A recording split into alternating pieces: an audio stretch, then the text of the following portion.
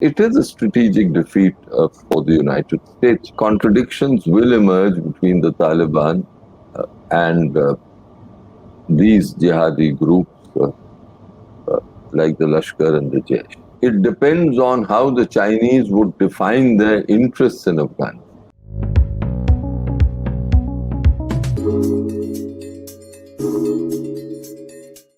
Hi, you're watching Hindustan Times. I'm Aditi Prasad, and with me today is Vivek, Katju, former secretary in the Ministry of External Affairs and former Indian ambassador to Afghanistan. We're talking to him today, even as the Taliban has gained massive grounds in Afghanistan over the last several days. But tell me, in your view, on this longest war waged by the United States, Biden has pulled out its troops after 20 years. He's putting up a poker face. But in your opinion, has this war been lost? Of course it has. I've been maintaining in my writings for a number of years now that the Americans were in strategic retreat, that they were strategically losing the war, and now it is, however they may try to clothe their withdrawal, it is a strategic defeat for the United States. But the important point is that a great part, when they get into these situations, a no-win situation, then they absorb the loss. And in America's case, they absorbed the loss of 2,400 lives of their soldiers and an expenditure of close to $1 trillion, and decided to move on because they said that it's become a forever war. Yeah. And they can't obviously continue with this. Now, all this is being contested within the American system, that this kind of withdrawal shouldn't have taken place. But the deed has been done. I think the deed has been done, and one of the principal reasons for this deed is that the Americans fought this war with their hands tied behind their back. Because as long as the Taliban had defensive positions across the Durand, and the Americans granted them immunity because they decided not to cross the Durand, then it was an unwinnable war. Pakistan is in fact bolstering Afghanistan. Even the Afghan first president has gone on record saying that the US, that there are Taliban fighters. They are being trained inside Afghanistan, inside Pakistan, in Pakistani camps. What, in your opinion, is Pakistan's end game here? What we heard from security agencies, about 7,000 plus terrorists, Jaish-e-Mohammed and Lashkar-e-Taiba, Pak-based terrorists who are fighting alongside the Taliban for gaining control of more territory in Afghanistan.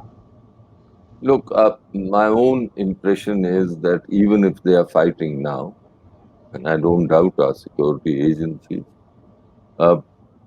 the contradictions will emerge between the Taliban and these jihadi groups like the Lashkar and the JAISH. So that doesn't really concern me so much. Let's talk about China for a moment. Everyone is talking about Pakistan's hand in boosting Taliban fighters and how Pakistan is going to gain or is looking to gain from the emerging chaos in Afghanistan. But can Pakistan really do anything without China's backing? Is China poised to become the biggest gainer of this lost war on terror? Look, it depends on how the Chinese would define their interests in Afghanistan.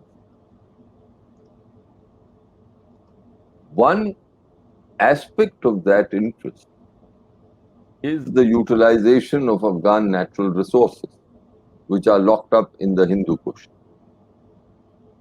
And as long as there is instability in Afghanistan, and instability will continue in Afghanistan unless there is a national reconciliation, the Chinese will not be able to achieve their economic objectives. So to that extent, I think the Chinese too would like a peaceful Afghanistan like everyone else. Of course, they would like influence in that peaceful Afghanistan, like we would, like Pakistan as a neighbor would, like everyone else. And that is something which is a natural process of competition in international affairs. Now, the Pakistanis have a completely irrational fear that India can, and I think some of them suspect that India has been using Afghan territory to foment trouble in Pakistan. And I think here it's irrational. So there's very little that there's no, very little that you can do to address irrational fears. But certainly one of the things that I foresee is a Pakistani desire to ensure that the security apparatus in Afghanistan is in the hands of people whom they can quote unquote trust. I think that's something for the Afghans to decide ultimately.